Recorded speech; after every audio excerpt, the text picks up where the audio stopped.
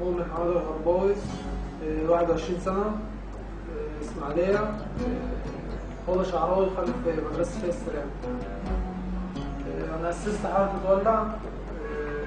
كان الهدف منها اللي هو حرق كل المدرعات والبوكسات وكل ما يستخدم في القمع وقتل المتظاهرين ومسدد الانقلاب.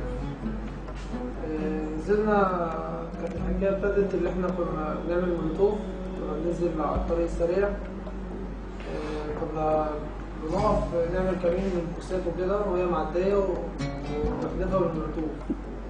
عملت ايه قبل كده؟ حرقنا عربية بوكس على الشارع في الكاكولا.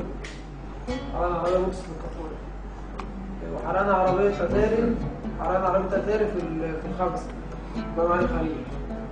تمام. بعد كده بعد ما خلصت حركة ولع ايه؟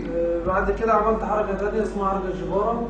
حركة الجبارة دي فيها كم عضو معاك؟ دي فيها 5. مين ومين؟ فيها أنا وإبراهيم وإسلام ومحمود أشرف ومنصور محمد منصور. لما عملت حركة الجبارة دي عملت كم وقعة؟ عملنا 5 وقعات. 5 وقعات. احكي لي كده على وقعة. أول وقعة كانت استبداد بوكس على الطريق الدائري.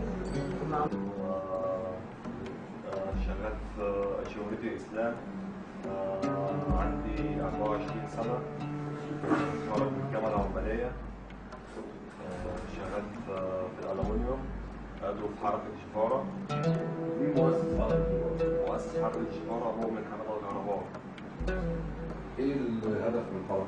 هدف من الحركة حرق عربيات الشرطة وممتلكات الضباط. اشتركت في كم وقعة؟ اشتغلت في 3 وقائع. ايه الوقائع اللي أول واقعة كان في عربية سابق مروان في 7 أمام فريق الكهرباء، جوار مسجد الحق. العربية كانت موجودة ونزلنا انت ومين؟ أنا ومؤمن حماد الغرباوي. نزلنا ولعنا. دي كانت أول واقعة. مين اللي ماشي. اسمي إبراهيم رضا السيد علي، طالب كلية الزراعة جامعة الأزهر القاهرة. اشتركت عضو في حركة الجبارة. اشتركت في واقعتين، واقعة حضرموت بتاعت عربية مستشار، وواقعة حضرموت عربية مستشار شارع حضرموت، وعربيتين الضابط وابوه بتاعت محمد رضا شارع المستشفى. مين كان معاك في الواقعة الأولى ومين كان معاك في الواقعة الثانية؟ كان معايا في الواقعة الأولى محمود عاشور ومؤمن الغرباوي. كان معايا في الواقعة الثانية إسلام ومؤمن ومحمد منصور وأنا. استخدمتوا ايه؟ ولعتوا العربيات ازاي؟ أنا محمود أشرف محمود أحمد، عندي 19 سنة، عضو في حركة الجبارة، فيها زمايلي مؤمن الغرباوي وإبراهيم وإسلام محمد منصور. ايه الهدف من حركة الجبارة؟ حرق عربيات ضباط الشرطة ووكلاء النيابة والمستشارين. مين مؤسس الحركة دي؟ مؤمن الغرباوي. اشتركت في كم واقعة مع الحركة؟ واقعة واحدة بس يا باشا. دي واقعة واحدة اللي انت اشتركت